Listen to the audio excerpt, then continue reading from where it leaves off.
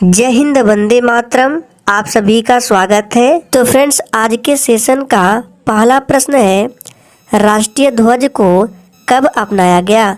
राष्ट्रीय ध्वज को कब अपनाया गया था? तो 22 जुलाई 1947 को अपनाया गया था, ध्यान रखना है। दूसरा प्रश्न देखिए, इनमें से कौन सी नदी अरब सागर में मिलती है? सिंधु, गोदावरी, ब्रह्मपुत्र या कृष्णा? फटाफट से आप सभी आंसर करते जाएंगे। तो देखिए, दूसरे का राइट आंसर क्या हो जाएगा? सिंधु नदी हो जाएगा। सिंधु नदी जो है ये अरब सागर में गिरती है। तीसरा प्रश्न है, निम्नलिखित में से कौन सी भारत की गैर संवैधानिक संस्था थी? तो देखिए, तीसरे का राइट आंसर क्या हो जाएगा? ऑप्शन बी हो जाएगा। राज्य मानवाधिकार आयोग जो है ये भारत की गैर संवैधानिक संस्था थी। राष्ट्रीय मानवाधिकार आयोग, जिसको NHRC बोला जाता है, और राज्य मानवाधिकार आयोग, इसको SHRC बोला जाता है। ये वैधानिक और गैर संवैधानिक निकाय है। चौथा प्रश्न देखिए, इनमें से कौन ओडिशा की पारंपरिक चित्रकारी है? चलिए आंसर करते जाएंगे। बिल्कुल टॉप लेवल के प्रश्न हैं। तो देखिए, इस प्रश्न का सही जवाब क्या हो जाएगा? चित्रकला की पट्टचित्र शैली जो है ये ओडिशा के सबसे पुराने और सबसे लोकप्रिय कला रूपों में से एक है। तो इस प्रश्न का सही जवाब हो जाएगा पट्टचित्र। पांचवा प्रश्न है, इनमें से कौन रिजर्व बैंक का गवर्नर नहीं रहा है? फटाफट से आंसर करते जाएंगे। तो हमने आपको बताया था कि RBI की स्थापना कब हुई थी? 1 अप्रैल 1935 को। इसका राष्ट्रीयकरण 1 जनवरी 1949 को। और RBI के प्रथम भारतीय गवर्नर कौन थे? तो CD देशमुख। अगर आपसे सिर्फ पूछे कि RBI के प्रथम गवर्नर कौन थे, तो ऑसबॉर्न स्मिथ हो जाएगा। लेकिन अगर भारतीय शब्द को ऐड कर दिया जाए तो CD देशमुख जो है ये RBI के प्रथम भारतीय गवर्नर है। तो आपसे प्रश्न पूछ रहा है कि इन चारों ऑप्शन में से कौन रिजर्व बैंक का गवर्नर नहीं रहा है? तो इसका सही जवाब हो जाएगा सुनील अरोड़ा। बाकी मनमोहन सिंह, उर्जित पटेल, रघुराम राजन ये सभी रह चुके हैं। नेक्स्ट क्वेश्चन देखिए, इनमें से कौन बाणभट्ट द्वारा लिखित प्राचीन पुस्तक है? चलिए आंसर बताएंगे। तो देखिए, इस प्रश्न का सही जवाब क्या हो जाएगा? आप सभी जानते हैं, बहुत इजी प्रश्न है। कादम्बरी जो है ये बाणभट्ट द्वारा लिखित प्राचीन पुस्तक है। कादम्बरी जो है ये संस्कृत भाषा में लिखा गया है। सातवां प्रश्न देखिए, इनमें से पारसी नववर्ष को किस नाम से जानते हैं? इस प्रश्न पर आप लोग स्टार लगा लीजिए। मोस्ट इंपॉर्टेंट प्रश्न है, हो सकता है डायरेक्ट इसी तरह के प्रश्न छप जाए। तो देखिए, इनमें से पारसी नववर्ष को किस नाम से जानते हैं? तो जो ये बच्चे बी को दिए हैं बिल्कुल सही जवाब हो जाएगा नवरोज। नवरोज बोले या नवरोज बोले एक ही बात है। ये ईरानी का नया साल है, जिसे पारसी नववर्ष के रूप में भी जाना जाता है। आठवां प्रश्न देखिए, ये भी इम्पोर्टेंट है। वार एंड पीस पुस्तक किसके द्वारा लिखी गई है? तो देखिए, वार एंड पीस जो पुस्तक है ये किसके द्वारा लिखी गई है? तो लियो टॉलस्टॉय। जो नेक्स्ट क्वेश्चन देखिए, डेबिट कार्ड पर कितनी संख्याएं होती है? चलिए आंसर बताएंगे। तो देखिए दोस्तों, डेबिट कार्ड पर कितनी संख्याएं होती है? तो याद रखना है 16 अंक होते हैं। बी ऑप्शन बिल्कुल सही जवाब है। नेक्स्ट क्वेश्चन देखिए, इनमें से कौन सी घटना लॉर्ड कर्जन से संबंधित है? बंगाल का विभाजन, डूरंड आयोग की स्थापना, भूटान युद्ध या बजट प्रणाली को लागू करना? तो देखिए, हमने बताया था कि बंगाल का जो विभाजन है ये कब हुआ था? तो 16 अक्टूबर 1905 को हुआ था। किसके शासनकाल में? तो लॉर्ड कर्जन के शासनकाल में। तो इसका सही जवाब क्या हो जाएगा? बंगाल का विभाजन। नेक्स्ट क्वेश्चन देखिए, समय परीक्षण जिसको टाइम ट्रायल बोला जाता है, इनमें से किस खेल से संबंधित है? चलिए आंसर बताएंगे। बिल्कुल टॉप लेवल के प्रश्न है। तो देखिए, समय परीक्षण जो है ये किस खेल से संबंधित है? तो ये साइकिलिंग से संबंधित है। फर्स्ट ऑप्शन सही जवाब है। नेक्स्ट क्वेश्चन देखते हैं 12 नंबर से। यहाँ पे देख सकते हैं, नर्मदा नदी पर कौन सा बांध है? फटाफट से आंसर करते जाएंगे। और फ्रेंड्स, अगर आपको किसी भी प्रश्न में थोड़ा भी डाउट होता है तो तुरंत आप कमेंट करके पूछ सकते हैं, आपको 100% रिप्लाई दिया जाएगा। तो नर्मदा नदी पर कौन सा बांध है? सरदार सरोवर बांध है। जो ये बच्चे सी को दिए हैं बिल्कुल सही जवाब है। और ये कहाँ है? तो गुजरात में है। 13 नंबर में है, भारतीय संविधान में कितनी अनुसूचियां हैं? चलिए आंसर करते जाएंगे। तो देखिए, मूल संविधान की बात करें तो पहले 8 अनुसूचियां थी, लेकिन वर्तमान समय में भारतीय संविधान में 12 अनुसूचियां हैं। बी ऑप्शन जो ही बच्चे दिए हैं बिल्कुल सही जवाब है। नेक्स्ट क्वेश्चन देखिए, जनगणना 2011 के अनुसार भारत का जनघनत्व कितना है? फटाफट से आंसर करते जाएंगे। तो देखिए, इस प्रश्न का सही जवाब क्या हो जाएगा? जनगणना 2011 के अनुसार भारत का जनघनत्व 382 प्रति वर्ग किलोमीटर है। बी ऑप्शन बिल्कुल सही जवाब है। इलेक्ट्रॉन की खोज किसने की थी? चलिए आंसर करते जाएंगे। और देखिए, बिल्कुल इसी तरह के प्रश्न आपको एग्जाम में मिलेंगे, इसलिए सेशन इंपॉर्टेंट है, सेशन को पूरा जरूर देखें। तो इलेक्ट्रॉन की खोज किसने की थी? तो इलेक्ट्रॉन की खोज 1897 ईस्वी में जे थॉमसन के द्वारा किया गया था। ए ऑप्शन बिल्कुल सही जवाब है। प्रोटॉन की खोज किसने की थी? याद रखना है, प्रोटॉन की खोज गोल्डस्टीन ने। और न्यूट्रॉन की खोज किसने की थी? तो जेम्स चैडविक ने। सभी को ध्यान रखना है। नेक्स्ट क्वेश्चन, सोलर कुकर को बाहर से किस रंग से रंगा जाता है? तो देखिए, सोलर कुकर को बाहर से काले रंग से रंगा जाता है। इनमें से किस वंश की स्थापना कुतुबुद्दीन ऐबक ने की है? चलिए आंसर करते जाएंगे। तो देखिए, इसका सही जवाब क्या हो जाएगा? ऑप्शन डी हो जाएगा, गुलाम वंश। देखिए, गुलाम वंश को मामलुक वंश भी बोला जाता है, ध्यान रखना है। इसकी स्थापना कुतुबुद्दीन ऐबक ने की थी, ध्यान रखना है। नेक्स्ट क्वेश्चन देखिए, भारतीय संविधान के किस अनुच्छेद के तहत हिंदी को आधिकारिक राजभाषा घोषित किया गया है? मोस्ट इम्पॉर्टेंट प्रश्न है, चलिए आंसर बताएंगे। तो ये किस अनुच्छेद के तहत किया गया है? इसका सही जवाब है अनुच्छेद 343। नेक्स्ट क्वेश्चन, सिखों के 5वें गुरु कौन थे?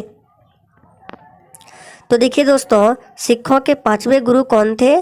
तो गुरु अर्जुन देव जो है ये सिखों के 5वें गुरु थे। और 10वें गुरु कौन थे? तो गुरु गोविंद सिंह 10वें गुरु थे। इन्होंने खालसा पंथ की स्थापना की थी। किन्होंने? तो गुरु गोविंद सिंह ने। आप लोग कमेंट करके बताएंगे कि खालसा पंथ की स्थापना कब की गई थी। नेक्स्ट क्वेश्चन, इनमें से किस राशि की एसआई मात्रक का नाम ब्लेज पास्कल के नाम पर है? ऊर्जा, दाब, कार्य या शक्ति? तो इस प्रश्न का सही जवाब हो जाएगा दाब। बी ऑप्शन जो भी बच्चे दिए हैं बिल्कुल सही जवाब है। इनमें से किसने सबसे ज़्यादा बार केंद्रीय बजट प्रस्तुत किया है? फटाफट से आंसर करते जाएंगे।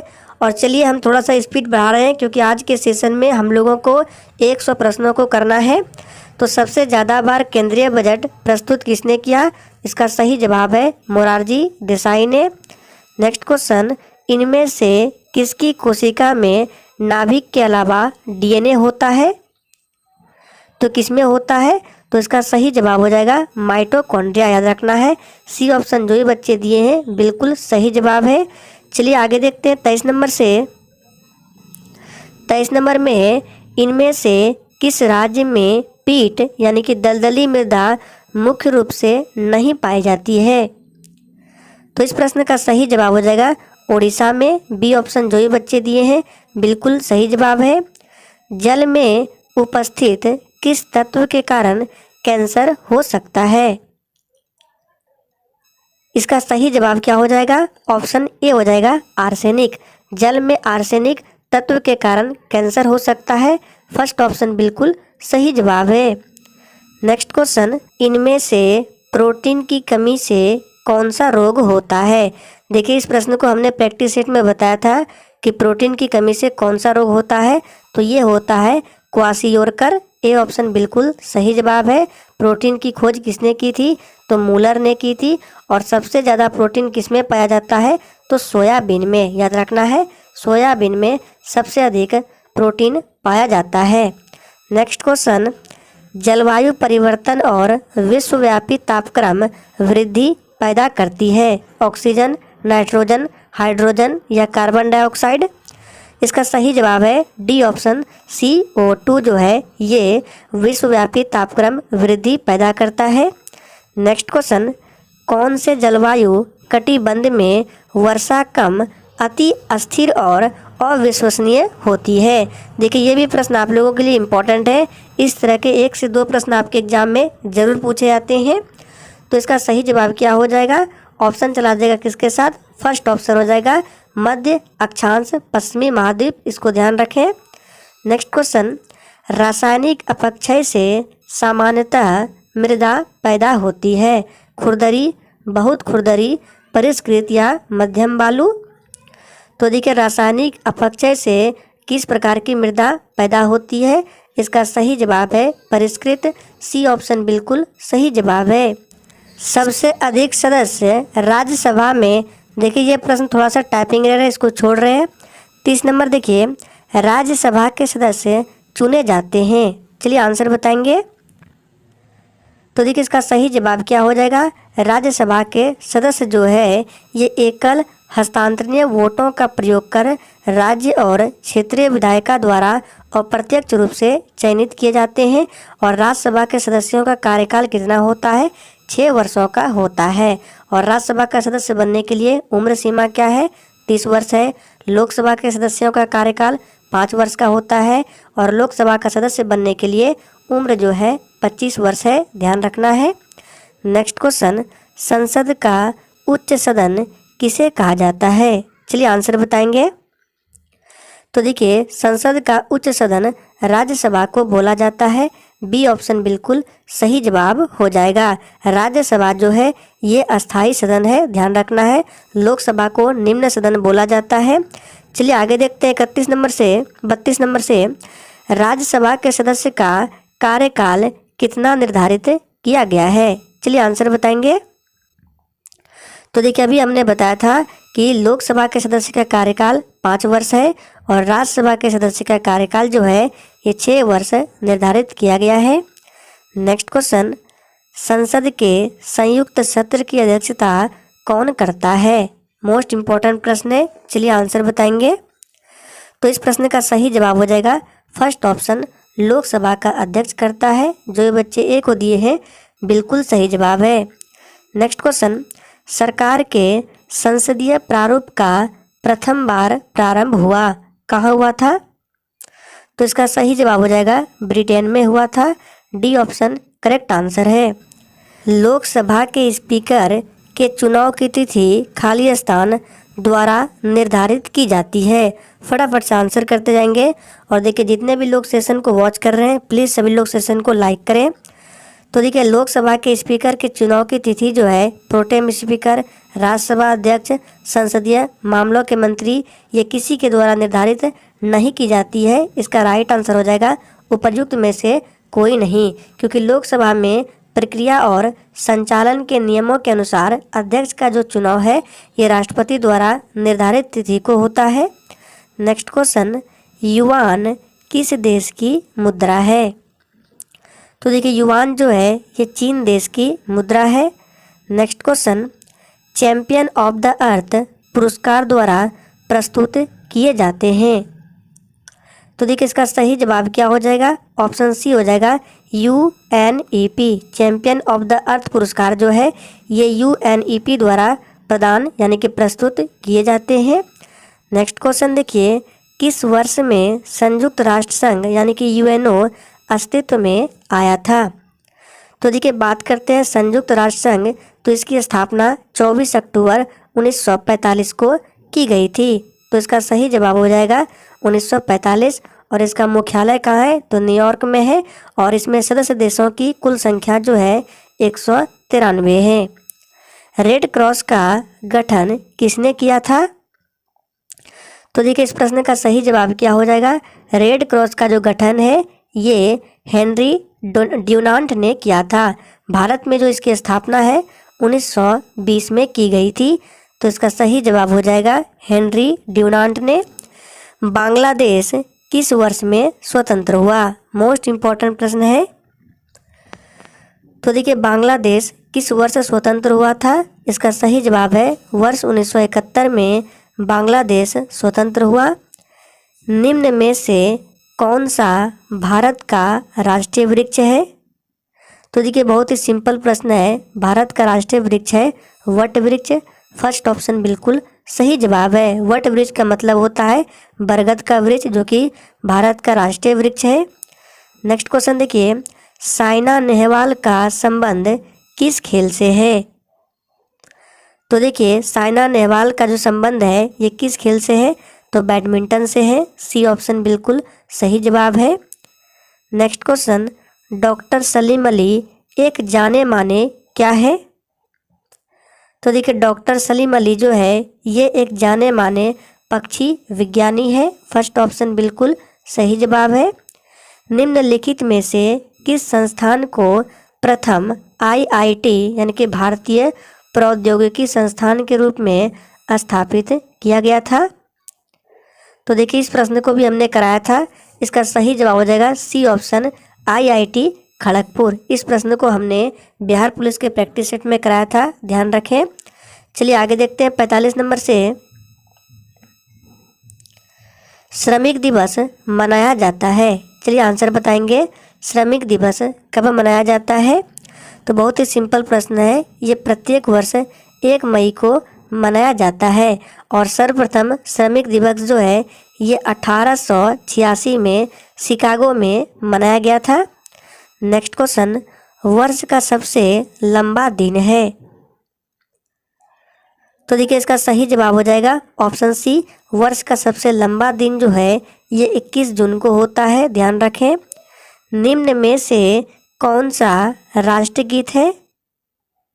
तो देखिए राष्ट्रगीत पूछे तो वंदे मातरम हो जाएगा और राष्ट्रगान पूछे तो जन गण मन हो जाएगा। वंदे मातरम की रचना बंकिम चंद्र चट्टोपाध्याय ने की थी, ध्यान रखना है। खिलाड़ी राम मेहर का संबंध किस खेल से है? तो देखिए खिलाड़ी राम मेहर जो है इसका संबंध किस खेल से है? तो कबड्डी से है। फर्स्ट ऑप्शन बिल्कुल सही जवाब है। Next question, the Hindu woman at house किसने लिखा है? इम्पोर्टेंट पुस्तक है।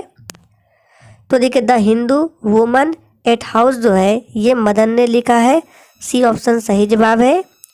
बुद्ध या कार्ल मार्क्स खाली स्थान द्वारा लिखी गई एक पुस्तक है, यानी कि बताना है बुद्ध या कार्ल मार्क्स पुस्तक जो है ये किसके द्वारा लिखी गई है? तो ये जो लिखा गया है डॉक्टर BR अम्बेडकर के द्वारा।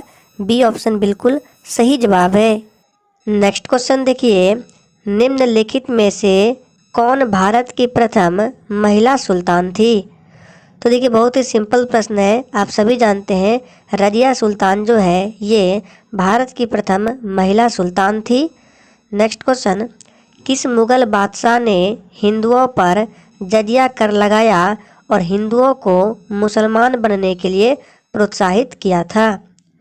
तो इस प्रश्न का सही जवाब हो जाएगा औरंगजेब, याद रखना है।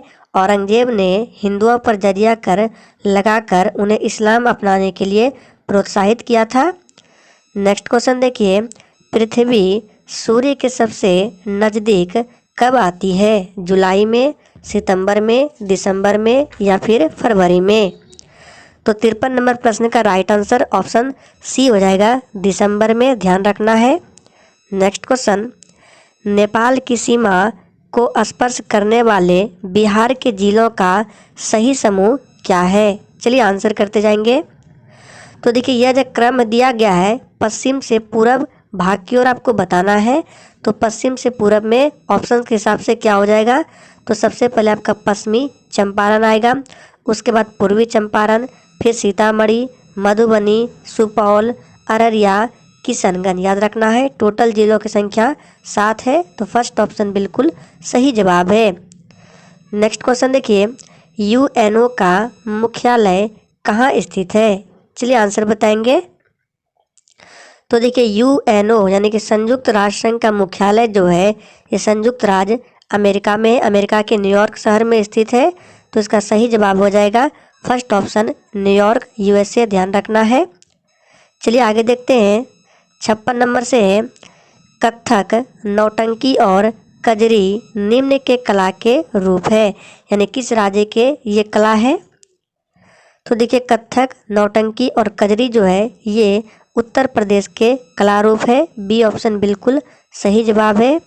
Next question, Leonardo da Vinci, सभी ऑप्शन को देखिए क्या थे? तो देखिए लियोनार्डो द विंसी इटली का एक महान चित्रकार, मूर्तिकार और वास्तुविद था, बिल्कुल सही जवाब है। उन्हें उनके मोनालिसा नामक मास्टरपीस के कारण विश्व ख्याति प्राप्त हुई है, बिल्कुल सही है। उन्होंने हृदय, फेफड़ों तथा गर्भाशय जैसे अंगों के मॉडल आरेखित किए थे, बिल्कुल सही जवाब है।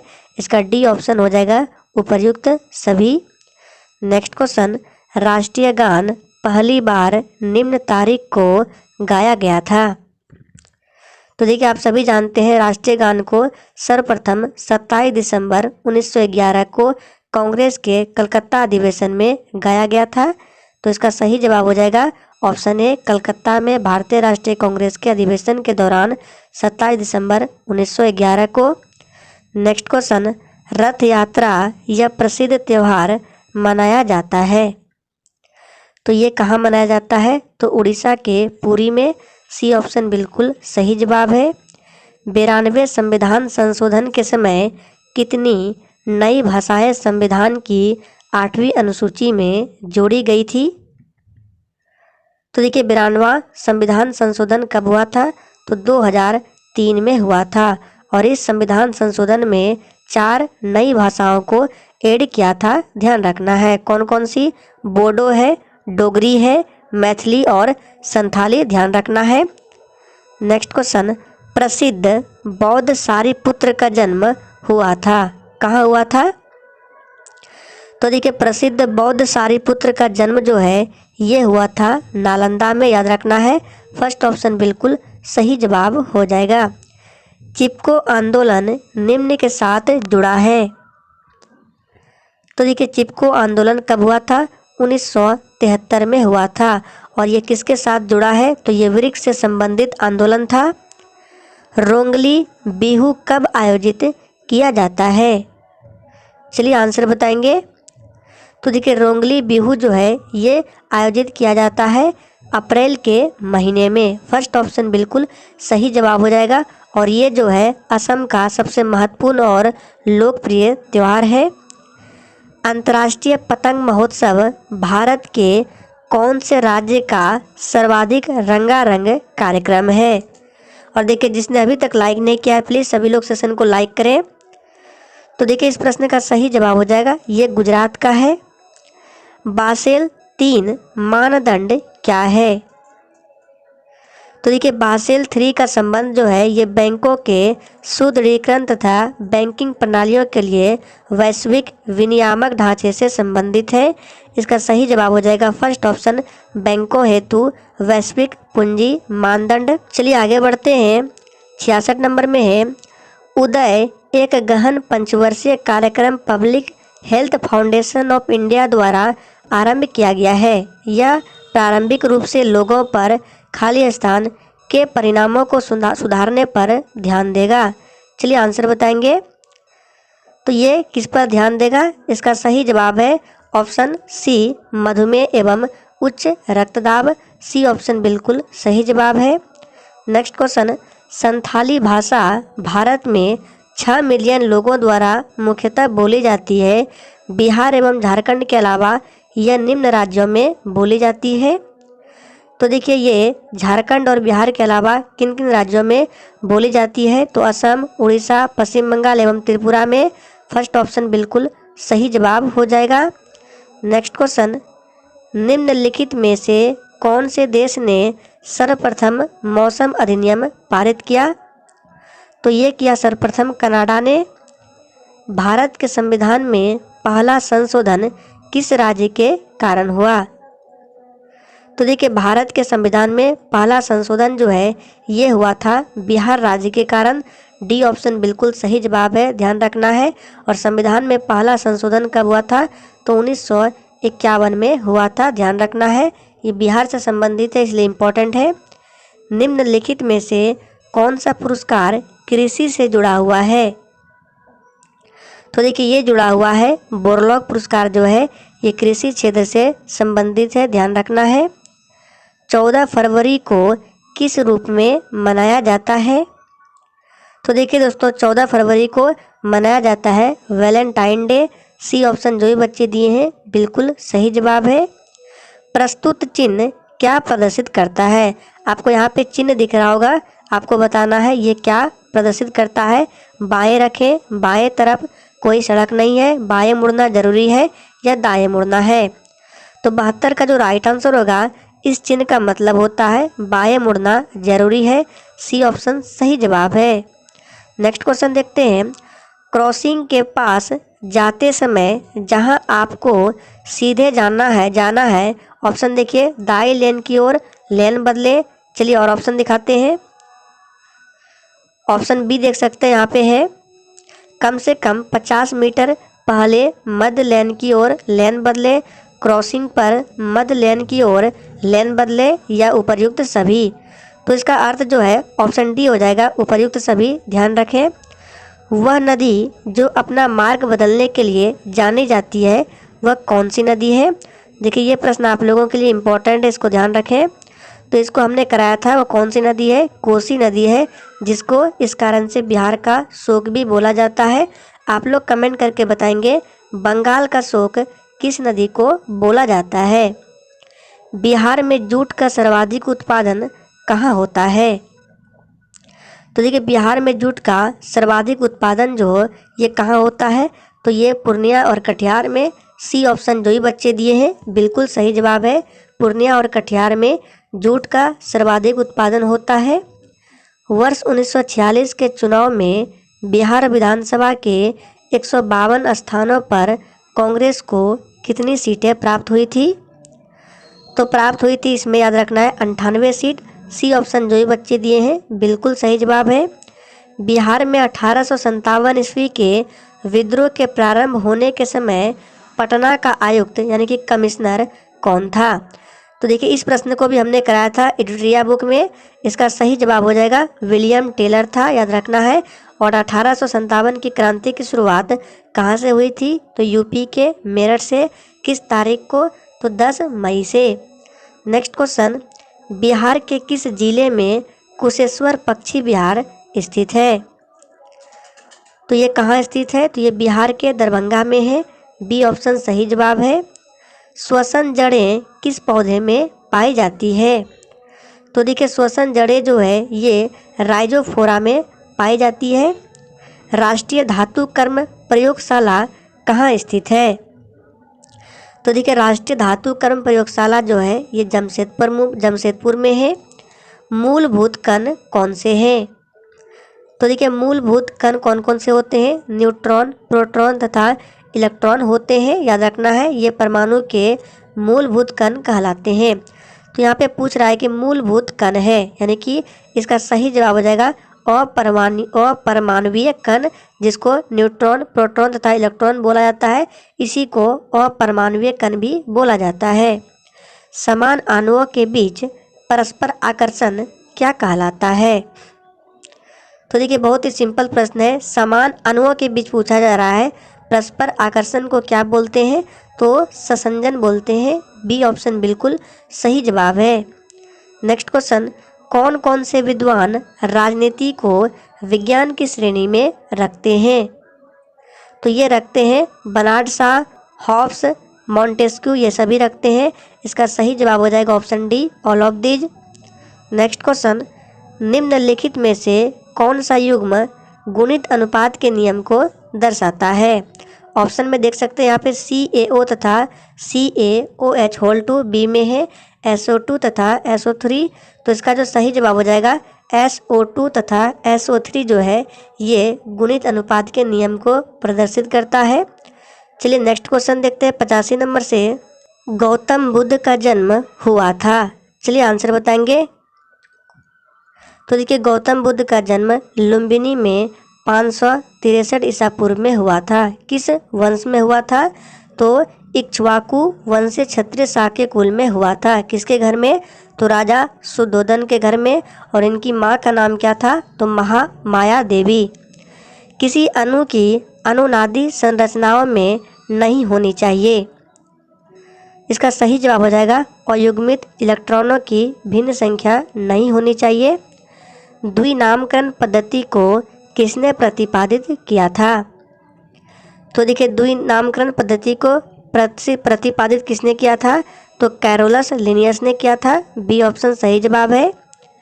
भारत द्वारा छोड़े गए प्रथम उपग्रह का क्या नाम था? तो आप सभी जानते हैं भारत द्वारा छोड़े गए प्रथम उपग्रह का नाम आर्यभट्ट है, जिसे 19 अप्रैल 1975 को लॉन्च किया गया था। किस वर्ष भारतीय अंतरिक्ष अनुसंधान संगठन इसरो की स्थापना की गई थी? तो किस वर्ष की गई थी? इसका सही जवाब है 15 अगस्त 1969 को। बी ऑप्शन बिल्कुल सही जवाब है। और इसका मुख्यालय कहाँ है? तो बेंगलोर में है। ध्रुवीय क्षेत्र से भूमध्य रेखा की ओर जाने पर पौधे और पशु प्रजातियों की विविधता क्या होती है? तो देखिए ये बढ़ती है। फर्स्ट ऑप्शन सही जवाब है। बिहार का सबसे पुराना कृषि विश्वविद्यालय कौन सा है? तो बिहार का सबसे पुराना कृषि विश्वविद्यालय समस्तीपुर पूसा में है, यानी कि फर्स्ट ऑप्शन बिल्कुल सही जवाब है। मानव हड्डी का मुख्य घटक क्या है? तो देखिए मानव हड्डी का मुख्य घटक कैल्शियम है, आप सभी जानते हैं। किसने पुस्तक वार एंड पीस लिखी है? तो देखिए वार एंड पीस पुस्तक जो है ये किसने लिखी है? तो काउंट लियो टॉलस्टॉय ने। सी ऑप्शन बिल्कुल सही जवाब है। भारत ने हॉकी में अपना पहला ओलंपिक मेडल खाली स्थान में जीता था। तो ये कब जीता था? याद रखना है 1928 में जीता था। फर्स्ट ऑप्शन बिल्कुल सही जवाब है। चलिए 95 नंबर प्रश्न देखते हैं। तारिक ए अलाई किसने लिखा था जिसमें अलाउद्दीन खिलजी का वर्णन मिलता है? तो देखिए ये लिखा था अमीर खुसरो ने।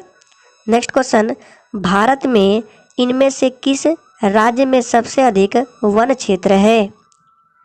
तो इसका सही जवाब क्या हो जाएगा? भारतीय राज्यों की वन रिपोर्ट 2011 के अनुसार मध्य प्रदेश वन क्षेत्र के मामले में प्रथम स्थान पर है। तो इसका सही जवाब हो जाएगा सी ऑप्शन मध्य प्रदेश। और यहीं पर सबसे ज़्यादा सोयाबीन होता है। मध्य प्रदेश को टाइगर स्टेट के नाम से भी जाना जाता है। चलिए इसी के साथ आगे बढ़ते हैं। देखिए 97 नंबर और 98 नंबर प्रश्न थोड़ा सा टाइपिंग एरर है, टाइप नहीं हुआ है। गामा किरणों की अधिकतम साम्यता होती है किस किरण के साथ? तो देखिए गामा किरणों की अधिकतम साम्यता जो है ये होती है एक्स किरणों के साथ। सी ऑप्शन बिल्कुल सही जवाब है। 100 नंबर प्रश्न है, ओजोन परत के न होने पर वायुमंडल में कौन सी किरणें प्रवेश कर जाएगी? तो आप सभी जानते हैं बहुत ही सिंपल प्रश्न है, ये है पराबैंगनी। सी ऑप्शन बिल्कुल सही जवाब है, ध्यान रखना है।